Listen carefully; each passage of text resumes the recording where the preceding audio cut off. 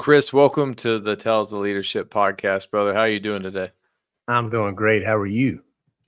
I cannot complain, and I knew I was going to love this episode because your background and basically the logo that I have for my podcast, a lion. So I love that. That'd be a great place to start, man. Like, what brought you to that symbol?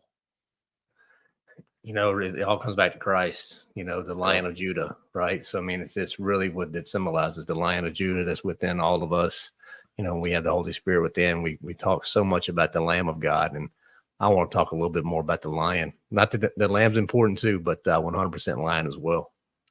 Ooh, I got a really good quote from Revelations, but we'll wait until we get into the podcast a little Yeah, bit. man. But just take the time, to introduce yourselves to the listeners.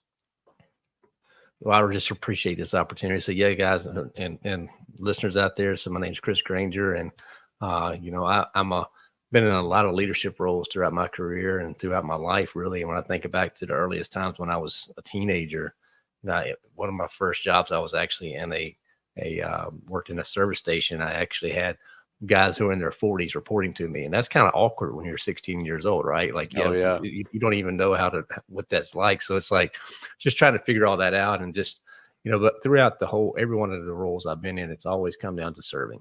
And I think that's what my heart's for. It's just built for serving others. I get the most joy and fulfillment when I'm helping other people achieve great things. And so it's just led me to one position from another. I did engineering school, used zero of my engineering in my career. I mean, when I got out, I realized I don't like just sitting down and figuring stuff out on my own. I like being with people and helping people, figure out stuff and trying to just being part of a team. And as a one-off engineer, I just couldn't get that fulfillment. But the career path I took, it gave me that. So I found myself in all sorts of different opportunities to learn, to grow, to be challenged, to be stretched.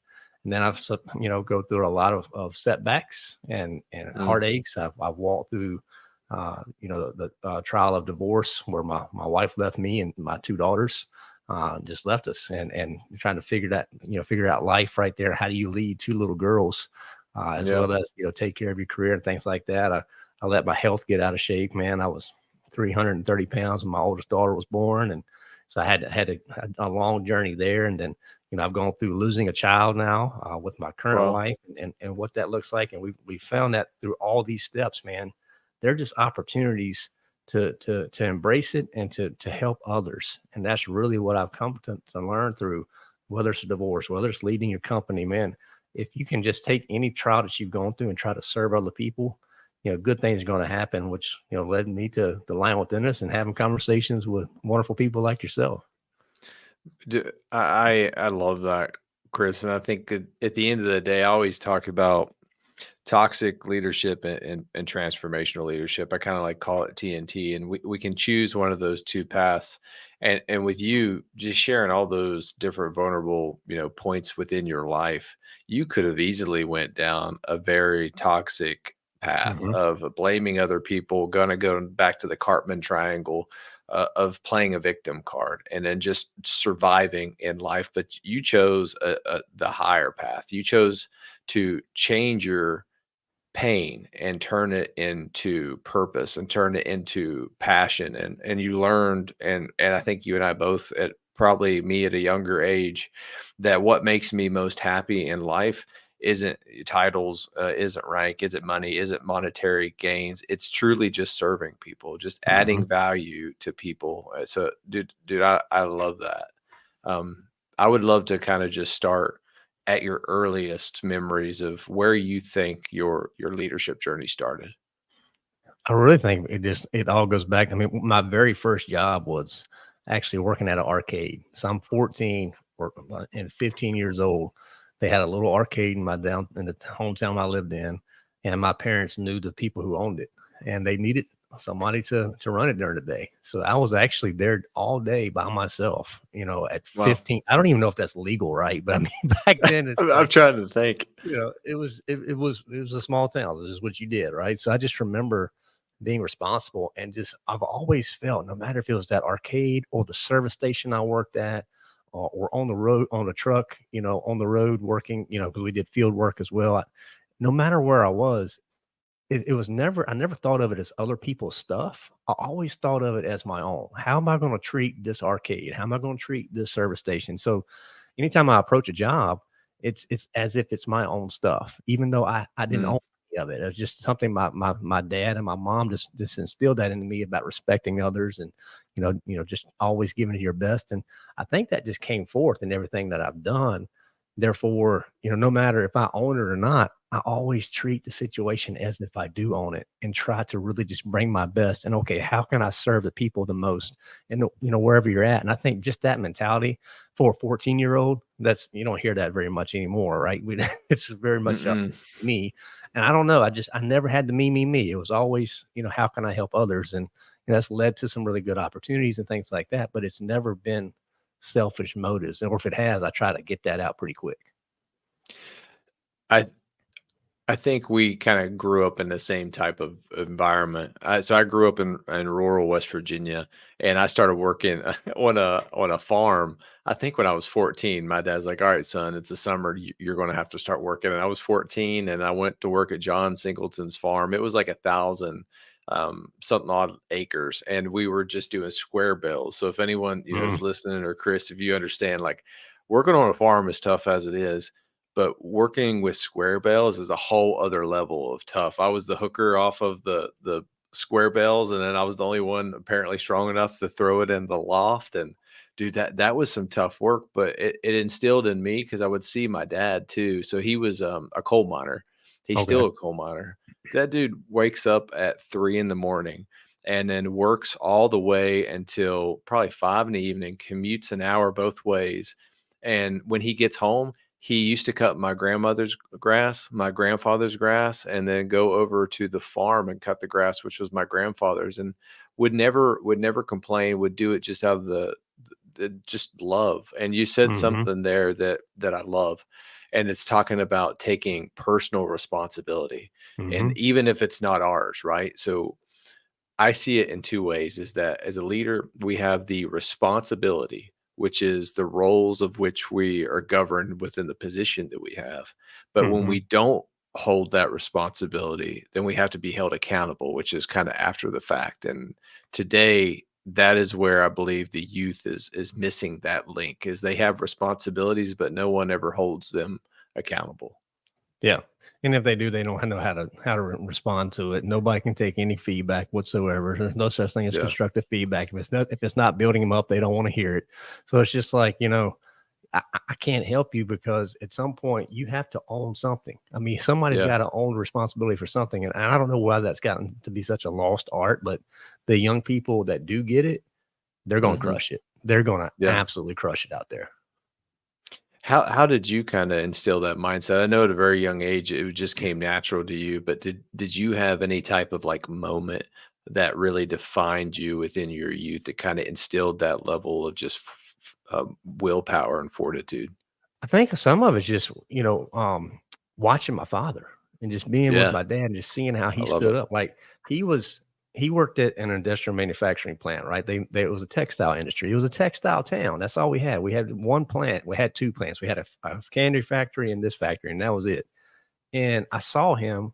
He was an electrician, but then Mm, he took on his own to learn. That's when computers just came out. It was the late 80s. So he started learning how to be a computer programmer, how to yeah, do electrical programming for industrial machines.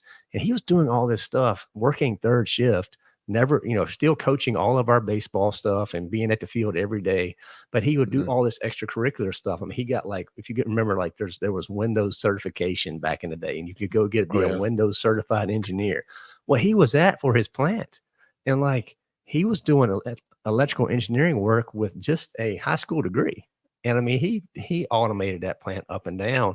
And I just saw how he just, nobody ever asked him. Nobody ever said, Do you think you should do that?" He just did it and took it I because love he it. knew he can make that place better. And he really brought a whole new level of that, just automation and thinking. And I just watched that. I watched that whole evolution as a kid. And I just thought it was cool whenever I got to go to my dad's plant and see the stuff he did. And there's lights flashing and sirens going off and all. And he was like, "Yeah, I automated that." I just thought it was awesome. I was like, "That is really neat." So I just saw that firsthand, and I think so many young men. That's why I really try to put my Mm, emphasis on men. Like, you have such a big responsibility. yeah. Own it and show your kids what you're doing. Let them be part of your world, and don't try to separate that stuff. So I think that was some of the pivotal stuff in my life. That kind of really like hits home with me. So I travel a lot for work. So my daughter and my son don't really get to see a lot of the things that I do. But I remember kind of going back to when I was first married.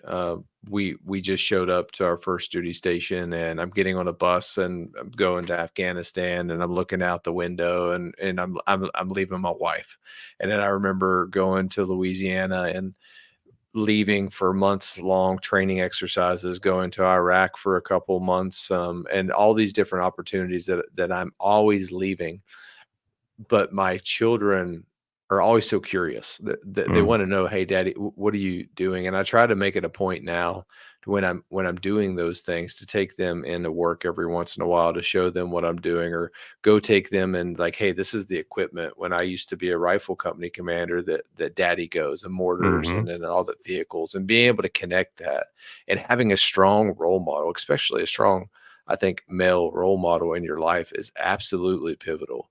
and hmm and I don't like to get into to politics, and I don't know where you are with that, but I genuinely believe that that is one of the core issues, at least value-based issues that we have nowadays, is that there's not enough strong male figures who have true values that need to be replicated.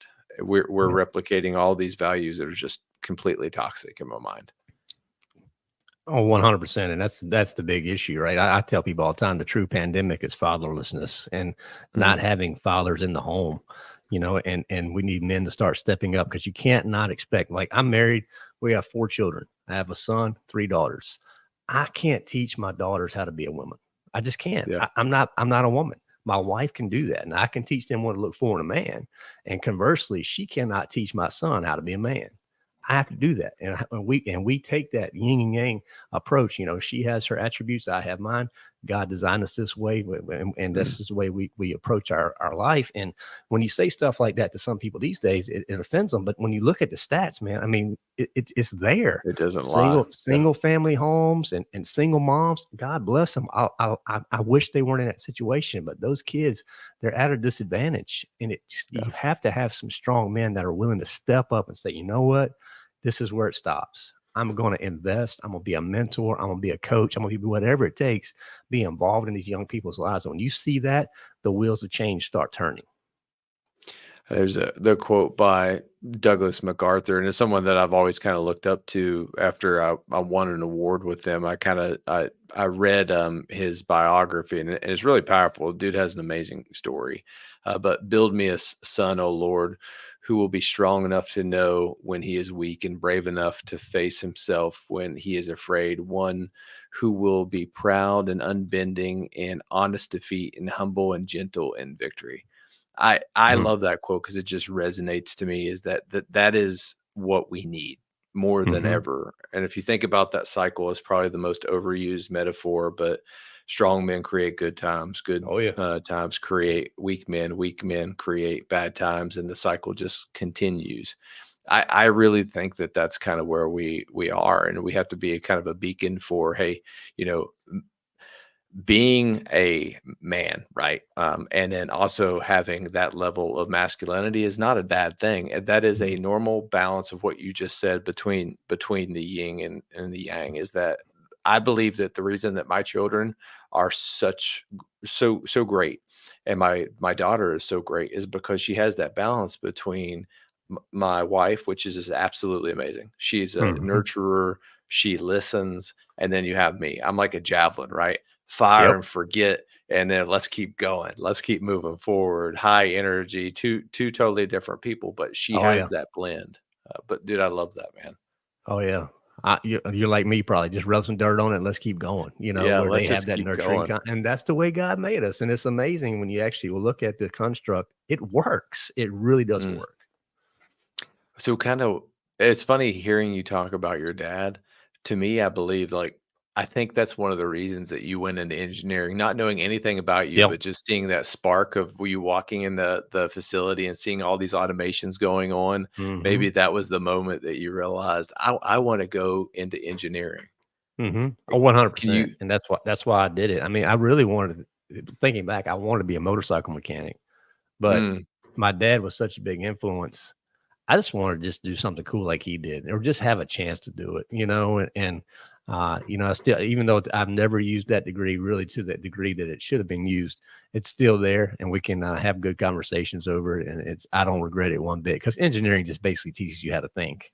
It really walks you exactly. through logical thinking. So, it not something I regret whatsoever, but just definitely, he's my hero, still is, and I still get to pick up my phone and hit dad on the phone, and he picks up. So I'm blessed there, and I'll hopefully that be that way for a long time. Dude, it's funny that you have an engineering background too.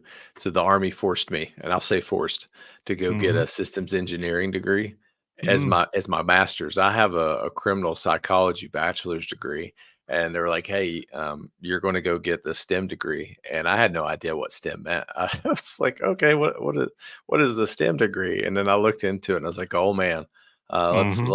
let's buckle up."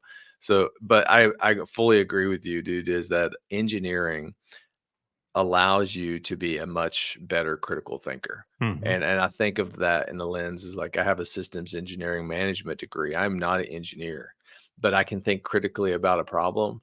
And the superpower that has really helped me mature is asking the right question, asking a powerful 100%. question at the right time. That's right. So kind of, walk me through after you get done with your college as a electrical engineer and then you go start in the workforce. Did you start off as a sales rep or how did you start off your professional career? Yeah, it really started. So I did actually a co-op internship when I was in my last 2 years of my undergrad, and that just opened the door for me. And I was able to, when I think it was like February of my graduating senior year. I graduated in May. I Mm, emailed my mentor, my boss at the time, who I did the co-op with. I said, "All right, do I need to start looking for a job, or when I graduate, am I going to come working for you?" And I think it was like the next day I had an offer letter in my inbox. So wow. I was really having my senior year. I knew where I had a job lined up. There was never any question. We timed it so I'd graduate. There'd be 2 week break just to be able to move and come back home. And then I would start up. And I started there as a sales engineer. That's Learned a amazing. lot of ins and outs riding in the car with him. He was a mentor, showing me a lot of the ropes of, how do you call on industrial manufacturing, the questions to ask, how to not look stupid, all the stuff that you need to learn when you're out there selling as a young guy. But that wasn't long, because about a year and a half into that, he left and to another part of the company, and then I took over Mm, his role. So I found myself at like 22 mm, managing a branch that literally half the branch was twice as old as I was. I mean, they were in their 50s, most of the people that worked there. And here's this 20, young 20-something year old guy that's their manager all of a sudden. So it was a steep learning curve just to step into that role. And just to evolve as a manager. Made a lot of bad mistakes, made some good ones, but really learn how to ask good questions and how to bring unity together with a bunch of people that sometimes it wasn't always there, but it was something that I think it definitely gave me a lot of lessons learned that I've been able to apply as I move forward throughout my career. dude, I would love to kind of get into that. And I'm seeing a theme. So, when you started as working in an arcade, 14 Yep. years old, leading people much older than you, 22, sales manager, leading people much older than you. It's funny how God kind of like has those whispers within our life or themes within our life. But how did you learn to lead? Because this is something that I see a lot with young leaders in the military, the imposter syndrome. They Hmm. don't feel qualified to lead because they don't have that experience. Right. How did you learn to lead individuals that were older than you? I think some of it came, to be honest, through my co-op. So with the co-op, Mm, I was able to actually do literally every job in the business. I mean, everything outside of wow. being the CEO. I was able to drive the truck, work in the warehouse, work on the counter, work in sales, inside sales, do all the jobs. And I didn't get to do them, very long, but I had exposure.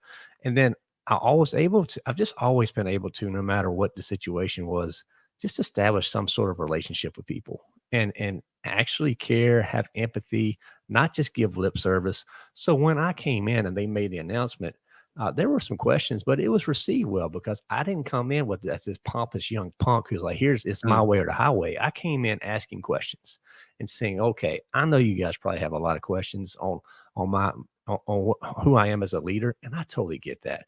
But I promise you this: I'm here to serve you. I'm here to represent you, particularly when on the larger part of the company. So just having those questions, showing that empathy, being compassionate, being transparent, not trying to come off as a know-it-all. When I screw up, just own it. Like, hey, that was a terrible idea. I'm sorry I had that one. So let's just go ahead and can that one. We'll put in that DED, don't ever do again category, and we'll just move on down the road. So I think just doing stuff like that and showing that vulnerability, that really just opened it up to where it just gelled. I mean, we took that branch and we made a ton of money in a little bit of time that I oversaw it. And then I left there and went to another position of the company, but it was just great opportunities of just giving all the credit. I'm a big cheerleader. So when people do good stuff, I'm like, even now, man, people come to me, man, the Lion Within Us, you guys are doing great. And you're on these shows, you're talking. I'm like, look, God gets all the glory. And like every guest, I'm just trying to glorify them and to serve them. And I think that's why it works. Because it's not about me, man. It never is about me. It's about trying to serve others. So I think that is just in that position back then. I figured that out. That's one thing I guess God showed me, and that just really worked.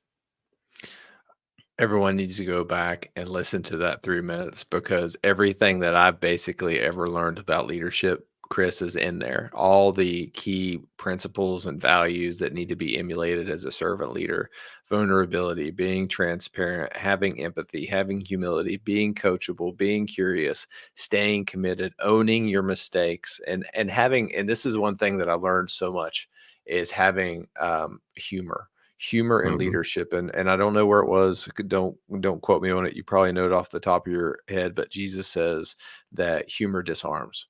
And it's true. When we're in those leadership positions, humor disarms, especially in very tough situations. And it's funny, being in a combat arms, when we were in Afghanistan, most of the time here's a quick story. We just completed a mission doing a deliberate clearance through southern Afghanistan on the Arghandab River, right south of Panjwai. We get in LZ posture to do an extraction out of a CH-47, and we're in this perfect line.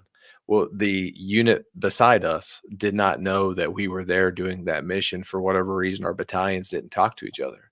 So they started shooting 81 millimeter alume rounds over our heads to illuminate our position. And if you've ever been on the receiving end of a alume round, it's kind of ominous, because the canister pops overhead, 1,000 feet up or something like that, and it starts whistling as it falls down. And it'll hit, but these alume rounds are bursting. And finally, we were able to get a positive identification. Hey, these are U.S. troops. Do not shoot HE or high explosive rounds, please, for the love of God. But we were just sitting there joking in PZ posture. The birds were coming, and because there's nothing else that you can do. The best way in those types of situations is to have humor, because if you don't, you're going to panic. And dude, I love that. So one of the key ways, just to sum up, of how you were able to lead as a younger leader, older people, was one, being able to move around a lot within your organization in a short period of time, but embracing that, because you were stretching yourself continuously. And that is something that is awesome. And then the key word that you really pushed on there is vulnerability. And I'm wondering if you could kind of expand on that, because that is something I think that's often overlooked in leadership. Yeah, I mean, too often, particularly when I think about a lot of young leaders, they want to feel like they have to have it all together, and they want to feel like, okay, I can't show any cracks in my armor, and because if I show a crack, then they're going to think I'm weak. And I'm like, look, man, that is completely upside down thinking, because you're never, no matter how long you're in any industry, you're never going to know it all. There's going to be people who know more. There's going to be people who have different experiences, because your perspective is just that. Your perspective. That's all you have. So your Yeah. experiences are all you get. You get your experiences. I can't take your experiences, Joshua, and apply them to my life, because I haven't walked what you've walked. So I think just having that understanding of, you know what, when I enter a room, there's probably a 100% chance that the people in that room know things that I don't know. And Yeah. I'm just okay with embracing that. And I Yeah. try to bring that out. Okay, I may be able to help you over here, but what do you know about this? Because then when I left that particular position, I went and I ran our motor repair division of the company. So that's kind of like the same company, but two completely different industries. Okay, so and you talk about not know what I'm doing. Like, I really didn't know what I was doing. And this Yeah. stuff could kill you, because we're working with voltage Mm. that is high voltage, lots of tolerances and things like that. And it's just asking questions. Hey, because they look at you as, oh, you're the engineer, you should know this stuff. And I just like, yeah, you're right, but I'm not a very good engineer. So why don't you break it down for me? Show me this stuff. So I mean, just being open and vulnerable like that to, you know what, I probably can figure the math out, but I'd rather have a good relationship. So let's have a good, let me ask some questions that's going to lift this person up, but also it's going to help me figure out how I can help them, how I can bring value to them, particularly when I was in a sales position trying to sell their service. I needed to know these things. Okay, well, why do you do it that way? If I'm the end user, why would that matter? And they would show me that. And I had to be vulnerable and just be like, you know what? Thank you, because I did not know that coming in here before. And I just think too many times we see that as a weakness, and I see that as an opportunity. And so I just that for me, that's what it looks like. That is 100% one of the key characteristics that I've always tried to emulate, and I believe that has always separated me from my peers, especially in combat arms.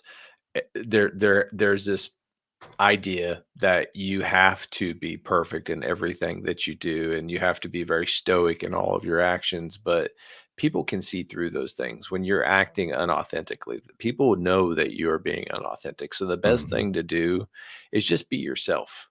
And if you don't know something, you will gain so much more respect and earn trust faster if you admit that you don't know that, and then you ask that individual to teach you, because then you're going to learn, but also too, you're building that trust, and people understand, Mhm. hey, he or she is humble because they've let go of their ego.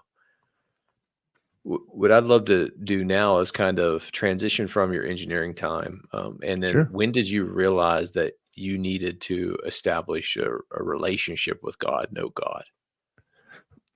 That's interesting, because I mean, I really I didn't grow up in the church. I didn't at Yeah. all. I'd go to VBS, and I mean, I grew up in the South. So like anybody in the South, racing, football, Jesus. I mean, that's just the way it is, right? Yeah. But I never really, my family just wasn't very, involved there. So I started going to church when I was 15, because my Mm. high school girlfriend went to church, and I wanted to spend some more time with her. She was really cute, and I thought she was awesome. So I just thought, this is a great way to spend some time on a Sunday and have an excuse to see her longer. I mean, I'm just being real. That's why I went. And then, I started listening to the sermons, and then it just hit me like, okay, this is a big deal. I think there's more to this. And I started asking a lot of questions and being inquisitive. And then I just, you know what, I'm gonna follow Christ. So I made that decision. I was baptized. I was a believer. But then looking back, I didn't have anybody coming alongside me, no men at all in that church, Yeah. to guide me, to shepherd me, right, to disciple me. And you know what? When I went to Old Dominion, I did what I wanted to do, because at Old Yeah. Dominion, the nickname is Overdose University, because it is just a very Oh, secular wow. place. It's a fun place to be. Like, if you're looking for a party, you don't have to look far. Old Dominion is just in Norfolk. It's close to the Navy base. It's really an Oh, awesome yeah. environment when you're looking for a good time. So I fell away, man, and I didn't have anyone. I'm not blaming anyone. I blame myself. I live my life by 3 words: I got this. And that's just what I did. And I just did things the Mm. way I wanted to do. And those 3 words, really got me into a lot of trouble. I never got into like law trouble or anything like that, but I just got out of shape, started, my definitely was not living values the way I should. Got married probably when I shouldn't have got married. Didn't have the right values from a husband standpoint or a wife standpoint. Not that it was, again, we're not doing hard drugs or anything like that. We just weren't doing things the right way. And, it just goes to show, when you're trying to do it your way and I got this, eventually you don't. And what happens when you don't got this? And that's what Yeah. happened. I mean, all of a sudden she popped up. She's like, all right, I'm out of here. Got me a new guy. And I had a 3 and a 5-year-old little girl just looking back in the kitchen, looking at their dad saying, what do we do now? And I'm sitting there like, Wow. crap, I don't know. But I didn't want to tell them that. So I tell them, girls, Daddy's got it. We're going to figure this out. God's going to take care of us. And my church at the time, luckily, I did get plugged in with the church about a year before she left, which is kind of ironic. I mean, God's just like setting all these things up. And then the church wrapped their arms around me. And, we just, from there, I started really trying to be more intentional about my walk. And that led me to meeting my wife. And then, the story just snowballs from there. But it was, it had to go through some pretty big hurt to really see the blessing that God provided. And I think A.W. Tozer talked about, he doubts whether or not, a man can truly feel a blessing until he goes through some trials. And when you start thinking about stuff like that, like, man, you know what? I really couldn't. I had to go through some stuff to really understand what God's grace is about, and then how I can start applying that to my life, and then how I can actually take the trials I have and help other people. Yeah. I think that's the definition of a coach, man, is that you take your pain and then you manifest that into purpose. But I share a similar story, and I won't get into it. But I lost several soldiers, and then I walked away from God. I was baptized at a very early age at 16, and I truly believe that I was cursed. My best friend and his wife were murdered. All my friends from high school, my genuine friends that I know and love, are mostly dead, and a lot of my soldiers and people that I've known have committed suicide and things of that nature. And I just felt that I was cursed, and it all came to a boiling point when I was in a rifle company command, and I lost 2 soldiers from rural West Virginia, and I am from rural West Virginia, and that was my pivot point of where I stopped and I reflected on, why is this happening to me? And then I realized that if I can have faith in this moment and humble myself, that it's not just about, my pain, that I'm here for a bigger purpose. And that purpose is to get these families through it. And why am I from West Virginia? Why were they from West Virginia? Well, I was selected to get those families through that tough situation. And I was the right leader at the time to get those families through that situation. And that's really the genesis of why I'm doing everything that I'm doing now, is I want to build better leaders that are going to be strong when that storm comes, and unwavering, and build their house of leadership on a firm foundation, just like in the Bible. And that's exactly what I love that, brother. That is such an impactful story. And how did that affect your daughters when you were able to rebuild that relationship with God, not just know him, but to follow him? How did that impact your family?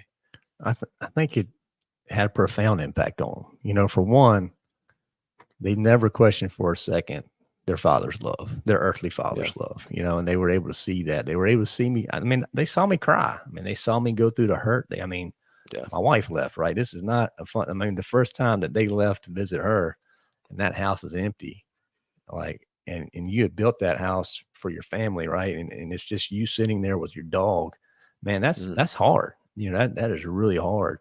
And so, I mean, I think in those moments though, they saw how I didn't turn to the bottle. I didn't turn to drugs. I just turned to him. And then God gave me a verse, and because she wanted, all of a sudden, then she wanted to do a custody trial. And I'm not going to get into all that, but end of the day, I have primary custody there with me, and we were able to, we co-parent the best we can. So I'm not going to downgrade or anything like that, but it was, God gave me a verse in that trial, and that's become my life verse. And it's in James, and it talks about consider it joy when you go through trials of any kind, because that's going to test your faith, and that testing is going to produce endurance. And I'm like, people tell me all the time, like, Chris, that is a sucky life verse. I'm like, I know. I wish he'd gave me a better one. Like, there's so many better verses than that one right there. Like, seriously, dude, consider it joy when you go through trials. And I've just been thinking about that a lot lately. Like, you know what? He gave me that for a reason. And, when you go through those trials, and he's testing our faith. I think he's testing our obedience to him. Are we going to truly trust him? Because if we do and we trust him, then that's going to produce endurance. And endurance, you can't go out, no matter how successful either one of us are, we can't go to Amazon tonight and buy a case of endurance. I wish we could. Yeah. That'd be awesome. But it doesn't happen. That endurance comes through the test. And the crazy part is, God tells us we're supposed to consider that joy. And I'm like, what in the world? Was James smoking something when he wrote that? Like, how that doesn't make any sense, like I love that, joy. man. And it's just like, but you think back, wait a minute. The joy comes through the obedience because my faith got tested. My faith got tested. I produced endurance. I can help others. I can serve at a greater level. I can go through these things now and understand there is a purpose behind it. I may not understand the purpose, like right here now. I can't tell you why my daughter died. I don't know why. I don't know why he took her from us, but I know one thing, that was for a purpose. And that purpose at this point has led me to have conversations with people who have lost their children. And I'm able to at least connect with them on some weird way that I wish I couldn't connect with them, but I can. Yeah. Taking that, and we're trying to help each other into that grieving process. And I just know one thing, there's joy in that. It doesn't make any sense, but there is joy in that. And I mean, to hear your story about the guys in West Virginia who lost their lives, I mean, it's hard to find any good in that.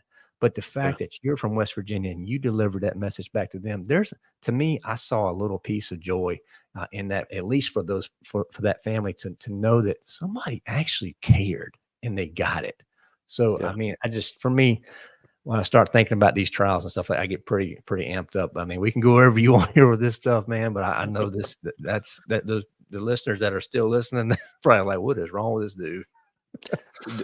What life is not perfect, right? And I kind of bring it back to leadership, because in my mind, leadership is such a vague term that's often thrown out there.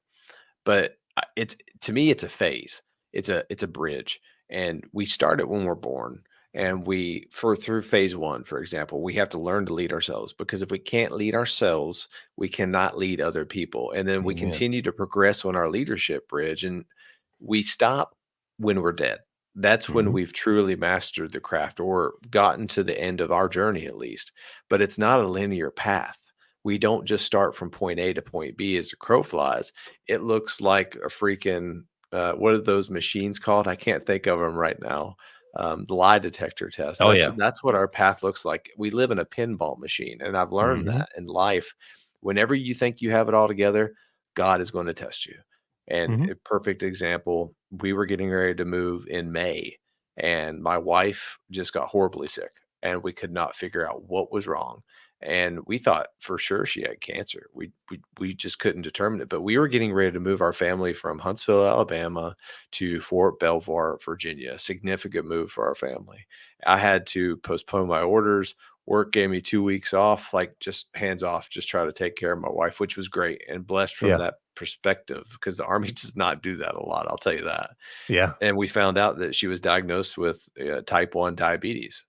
She had autoimmune disease, and for whatever reason that her pancreas stopped producing insulin, and that's what she has. But then I start thinking about all the themes in my life that I've had. Well, my mom had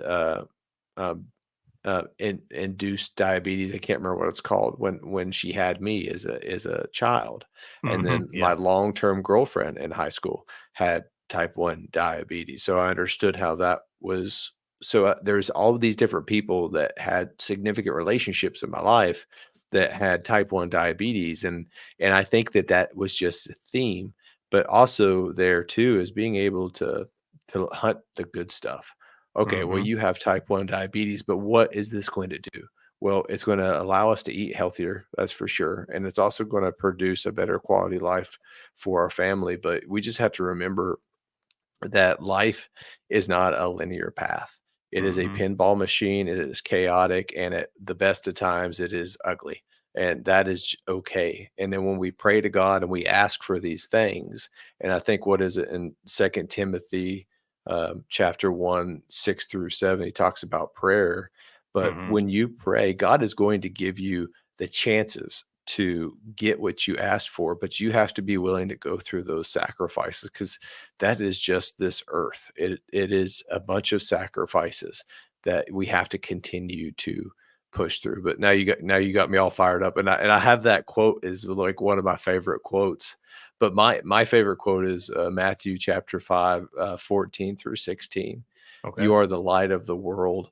A town built on a hill cannot be hidden. Neither do people light a lamp and put it under a bowl. Instead, they put it on the stand, and they give light to everyone in the house. In the same way, let your light shine before others, that they may see your good deeds and glorify your Father in heaven. And every time I say that, dude, I always just get goosebumps, because I want people to know that they all have light.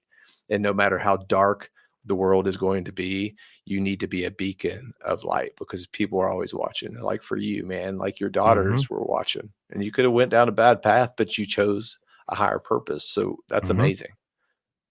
100%. And that's how the evil one attacks us. I mean, for you guys that are listening, if you don't believe this, I mean, that's it. It's through that darkness. And you may be thinking, you know what? Well, I haven't had major trials like Joshua or Chris has had. Well, I'm going to tell you what. You're either in a trial, you're coming out of one, or you're getting ready to go into one. That's the bad news about this life, this journey we call life. So you better be ready. And if you think you're hiding something from God, just know this: you can't hide nothing. It's all going to be exposed. So what I always tell guys, because I got a lot of guys in our community, the Lion, that they're dealing with stuff, right? They're dealing with these obstacles, these hurdles, these dark areas, and they're like, "What do I do? Like, I'm struggling with pornography, or I'm struggling with my marriage, I'm struggling with my finances. Like, what do I do so I can actually be that leader that you talk about, Chris, the leader that God intends you to be?" I'm like, "All right, step one, get it into the light. Go straight to the verse that you just talked to right there. That's it." How do you do that? You talk to someone, you talk to your brothers about it. You actually talk about it. You quit trying to put up this facade, leave fake you at home, because that dude's doing just fine, and actually be real. And when you do that, man, you are taking so much power away. So I've had so many guys text me just by letting me know that they're looking at pornography. It's taking that power away. You know, that grip's being taken away from them. They're exposing it to the light. And is it going to be solved overnight? No, but they're taking critical steps to solve it. And I mean, I just think we have to remember, man, the enemy, the true enemy, he's trying to steal, kill, and destroy. That's it. But Jesus came to give life, and so we can have it and have it abundantly. And we need to understand that to have that life, to walk in the light, you have to actually do that. You can't just sit on the sidelines in the dark. You have to get out there in the light and start sharing with others. Yeah, I love that, brother. And I kind of continue, moving down. When did you pivot from, being an engineer to kind of discovering what you're passionate about of coaching, and not just coaching, but focusing on Christian men? When did you discover that? It's, God's got a sense of humor, right? So we had our third daughter. We had my third child, my wife. We had our daughter. So we had lost our daughter the year before. He gave us another child. We were able to. So at this point, we had 3 girls in the house, and then I had, my wife. So I'm living surrounded by estrogen, bro. It was crazy. And I told my wife, I was like, "Here's the deal. I think God wants me to serve Christian men in area leadership." And she just falls out laughing. She's like, I'm like, "What is so funny?" She's like, "You don't think it's ironic? You live with all these women, and he's telling you to go lead men? Of course, that's what he's doing." I'm like, "All right, perfect." So there we go. So he just laid it on my heart. He's like, because I just have a way of just connecting with guys and just being a guy's guy, and I'm not the most guy's guy, but I am a jack of all trades. I can figure stuff out. And I just like, having a good time. And so it was from there. Now I give her all the credit on the line within us. She came up with the name, but then we just took it off because he gave me a skill set of podcasting I learned in my job, my full-time job. And then we just started the road from there. So it's all him. And from there, I just see that it was a big need. There's plenty of a total available market, for your sales guys that are thinking out there. There's plenty of TAM out there to go after, because there's lots of guys who just need to figure out how do they take this doggone thing called the Bible and simplify it and apply it to their life and actually step into leadership. And that's the approach I take, because there's plenty of leadership stuff out there, and there's lots of great stuff out there. But I haven't seen anything that approaches it from the biblical standpoint the way that I'm trying to really just make that faith connection to these guys' life. And that's really, what's driving me now. It's what I get excited about. It's what I like talking about and trying to just really help guys with. Dude, I love that. And the next question that I'm going to kind of go to is, can you kind of define Christ-centered leadership for me? All comes down to being a servant. Right now, I mean, Christ had one day left. What did he do? He dropped down and he served. He washed Yeah. feet, man. I mean, if you had one day left to live, what would you do? I probably wouldn't be washing no feet. I'd probably be living it up. And he chose in that moment to serve. And it's trying to get guys to understand. So many times, you said it earlier about chasing titles and stuff like that. And I get it, man. I mean, it looks cool. You go Yeah. to LinkedIn and see all some of these stuff these guys are doing. It's like, doggone. Like, I suck. You know, it's easy to just get like just that envy and covetousness when you look at that from LinkedIn. But it ain't about that. It's about the impact that you're making on people's lives. Because at the end of the day, I'm not going to tell my daughters, hey, go check out my LinkedIn profile. Look at all the cool things I did. No, I really care about the impact that I had on others. Am I actually making an impact and helping others grow as individuals, grow as their relationship with Christ, lead their family, whatever it may be? That's what matters. And I think just understanding that to be a true spiritual leader, that looks a lot different than the world's going to think should look like. Mm-hmm. It's going to be serving our spouse. It's going to be serving our kids, leading them. But at the end of the day, being that lead repenter in your home, the chief apologizer, right? You should be all these things that most guys are thinking like, no. It's about being meek. And they're like, well, Chris, that means weak. And I'm like, no, bro, get at the source, because meek and weak are not the same thing. Like we have a horse farm. Like we're here on a farm. We're getting ready to start a horse business. When you get a horse that's 17 hands tall and that big old Clydesdale, whatever he may be, like my little 12-year-old or 13-year-old can guide that horse around the farm with a bit. And it's like, how? Because that horse is meek. It's submitting its power to the authority of someone else. And strength that's what we under are. Control. Right. It's under control. It's control power. And man, we should be meek here, because that's what it's about. And when that power needs to come out, guess what? That horse is going to pull a freaking wagon that we can't even think about moving. And so can we. It's just controlling it and trying to let guys understand God gave us these skills, this masculinity for a reason. Let's control it. Let's do it all we can to serve others and ultimately glorify him. And I think when we start making those connections, it's like, I see. And that's where the wheels of change start turning. There is a reason that you're on this podcast. So one of the things that I coach, it's part of the 15-week leadership challenge, is building a house of leadership, which is really like your leadership philosophy. Mm-hmm. And part of your house of leadership that I learned from J.R. Flatter is that our foundation is critical. What is the bedrock that we're going to build our house on? And my bedrock is meekness. I define it as meekness. And if you look at like what Webster Dictionary has defined, and I swear I did not like Google you and figure this out. This is something that I journaled about, is the quality or state of being meek, a mild, moderate, a humble, or submissive quality. But that is not what meekness means. Mm-mm. Meekness, in my definition, is different. It's a leader who can command an organization with humility, understanding, gratitude, and a servant heart. I like to call it hugs. You have to have strength under control. And at the end of the day, when you have that meek quality, it is a superpower. And I'm telling you right now, like, and it doesn't matter what role or what job you have. Like, I'm in the combat arms. If you want to think about it, like at the end of the day, like I'm kind of like James Bond. I have a license to kill when we're deployed, right? Which is not true. I'm not that cool. But it sounds like it, though. I mean, it really comes off that way. Yeah, it sounds cool, right? But understanding that when you're leading in that type of environment with a bunch of alpha men and women, right? Meekness shines and it resonates. It doesn't matter what job you're in. As long as you have humility, understanding, gratitude, and then you have that servant heart, that passion to serve other people. And meekness is not a weakness. If you are listening to this, if anyone's listening to this, if you can just listen to an organization and then when you speak, it commands attention, that is a meekness. Listen intently and understand what the true core problems are. And then when you speak, it should demand attention. And that is the perfect example of it, dude. I love that.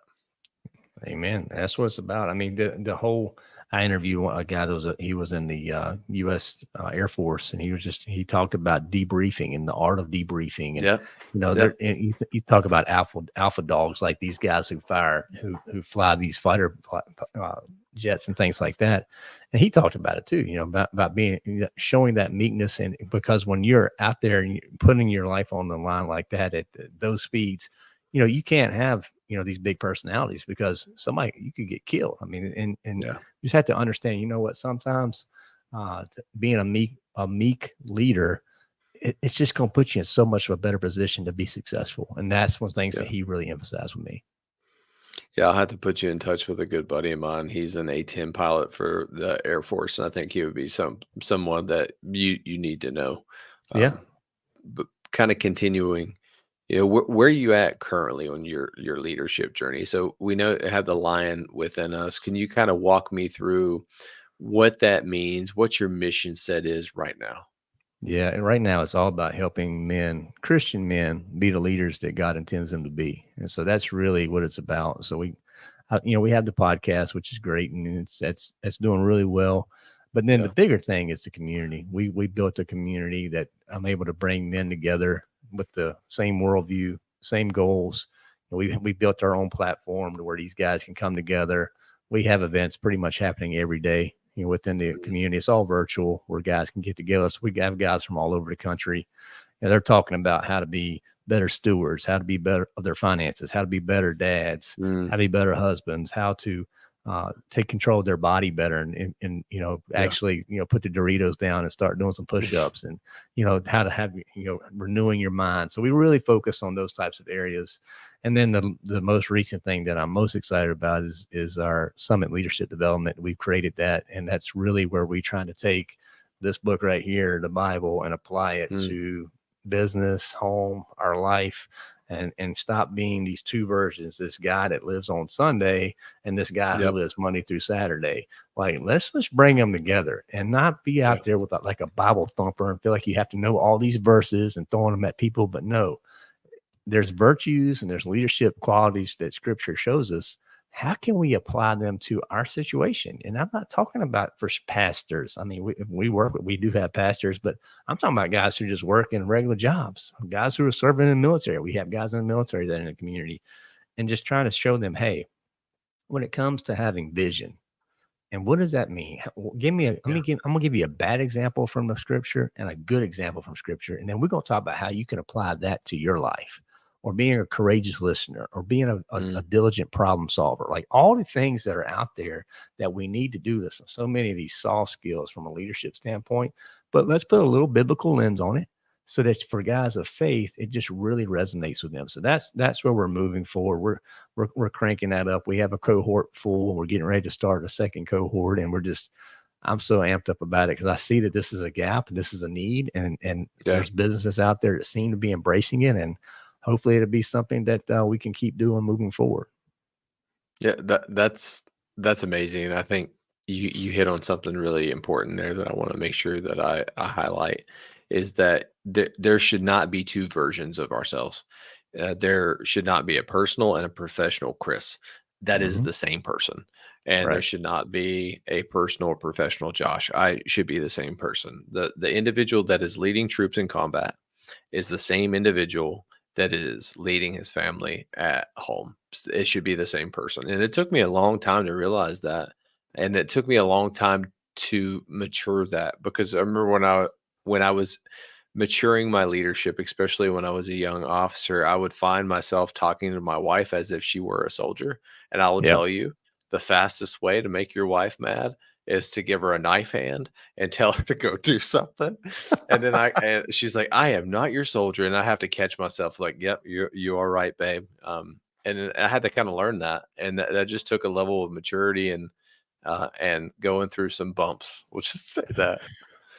So, Well, I'm tired of seeing these guys, man. I've seen guys that they'll take this thing and they'll go to a church on maybe once or twice a month, or sometimes yeah. they'll actually leave this thing in a truck. They never look at it. And I'm sitting, and I'll just tell them, like, all right, fellas, um, would you eat once a week, or would you eat twice a month? They Mm, look at me like, what are you talking about, man? I'm like, seriously, bro, you're expecting some dude that you barely know to spirit to just feed you to where you're full and you're going to make it back. Let's just pretend that's food, and you get that one sermon every couple of weeks. About 3 or 4 days into it, you can be ready to kill somebody for something to eat. And what I'm telling you is, like, it ain't that dude's job to be spiritually leading you and teaching you every week. No, it's your job. You need to take responsibility. You got to crack this open. It's not the church's job to guide our families and to lead our kids. And I have a great church. It's not their job. Guess whose job it is? It's mine. If I want my kids to have a relationship with the Lord, I better be teaching them. And this is what I'm looking for, guys that are ready to, you know what?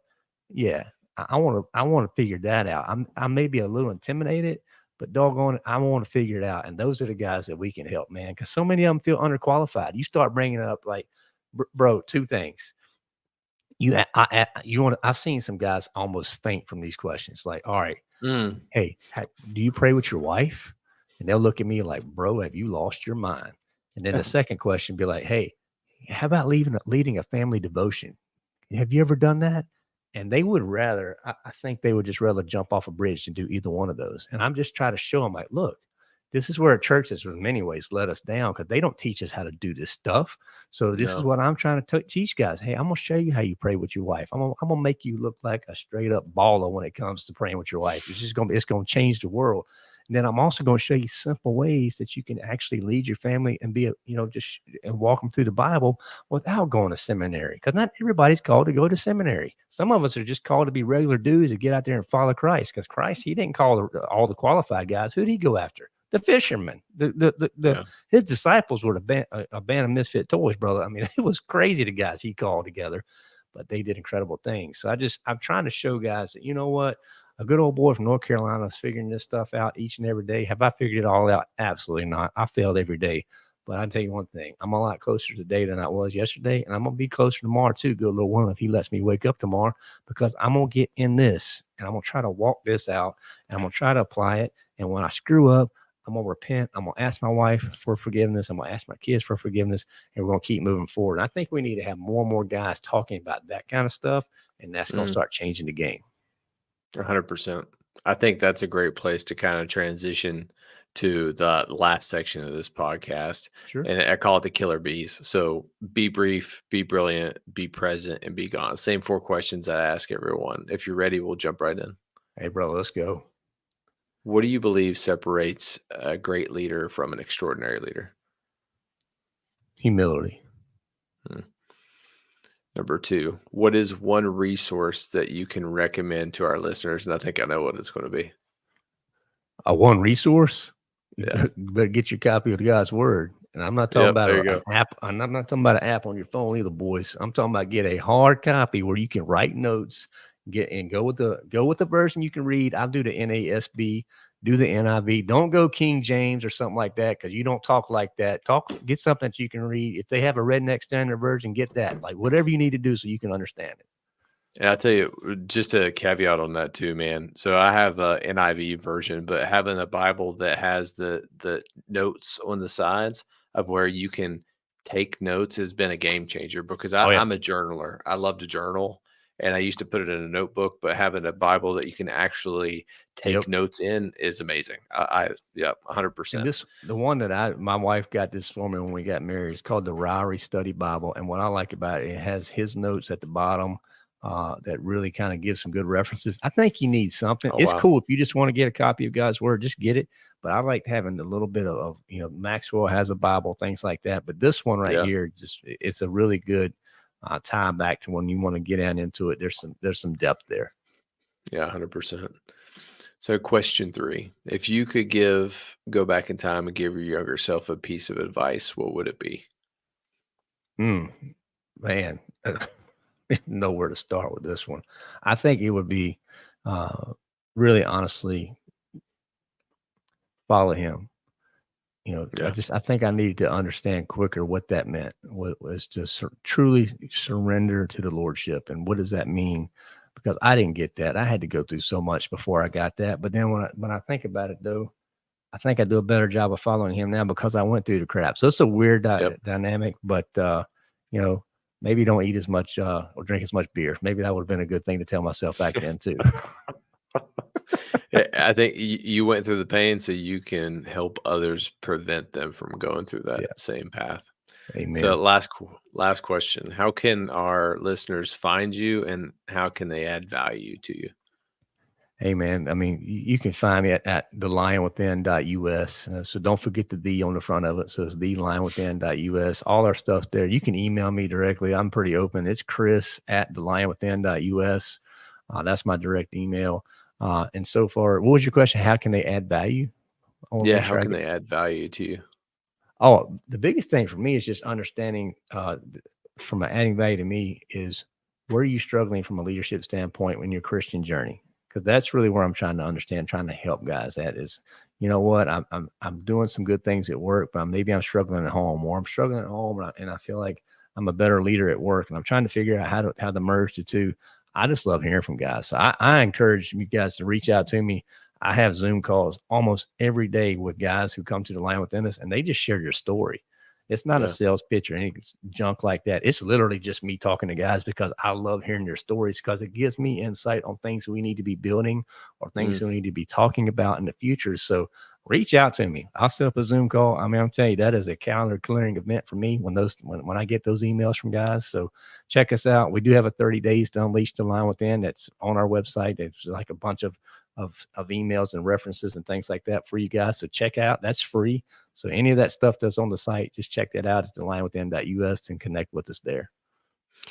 Chris, it's been an honor and a privilege to have you on. And I want to say this, thank you for being patient with me. So when you first reached out, we tried to find a time that would work to get on this podcast, but unfortunately we're in the middle of that move. But thank you for being patient. And then I'm glad we're able to do this, brother. Amen. It's God's timing, man. I'm just glad for your wife's better now, but I'll keep praying for you and the things that you're doing. And just thank you for this opportunity. Yeah, brother. Hey, have a great night. You too.